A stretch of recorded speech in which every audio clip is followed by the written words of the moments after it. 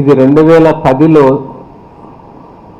ఈ ప్రకృతి వ్యవసాయం మొదలుపెట్టినప్పుడు సబర్మతి గారు ఒరిస్సాలో ఉంటారు. ఆవిడ దగ్గర 400 రకాల దేశీ వరి వంగడాలు ఉన్నాయి. ఆవిడ వాళ్ళ నాన్నగారి నుంచి అవి కాపాడుకుంటూ వస్తున్నారు. ఆవిడ్ని అడిగితే 2 విత్తనాలు మాత్రమే ఇచ్చారు. బాలాజీ ఒకటి, నారాయణ కామిని. ఎన్ని ఇచ్చారు? ఇచ్చారు. మనం ఒక 2 కేజీలు 5 కేజీలు అలా అడిగాము. అలా ఎవరు మీకు విత్తనం మీద శ్రద్ధ భక్తి ఉంటే దీన్ని పండించుకొని మీరు చేసుకోవాలి అన్నారు. అది ఫస్ట్ చెంప మీద కొట్టినట్టు అనిపిస్తుంది.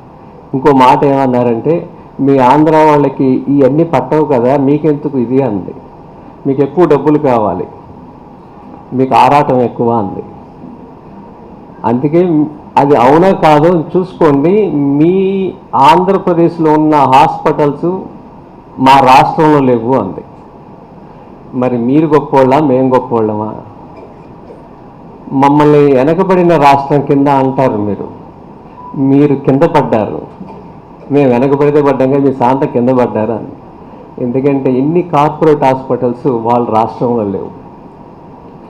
కల్చర్ని వదులుకోలేదు వాళ్ళు, అగ్రికల్చర్ని వదులుకోలేదు, హైబ్రిడ్ని అంటించుకోలేదు వాళ్ళు. ఈవెన్ చూస్తుంటే మళ్ళీ నాకు సబర్మతి గారిలా గుర్తుకొచ్చారు. ఇలాగే ఉంటుంది ఆవిడ కూడా.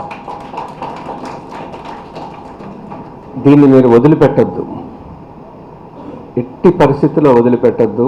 ఇంకా బాగా చేద్దాం. మీకు ఎక్కడ లేని విత్తనాలని సరే నేను తీసుకొచ్చే బాధ్యత తీసుకుంటాను. ఈ విత్తనం అనేది బ్రహ్మ సృష్టి.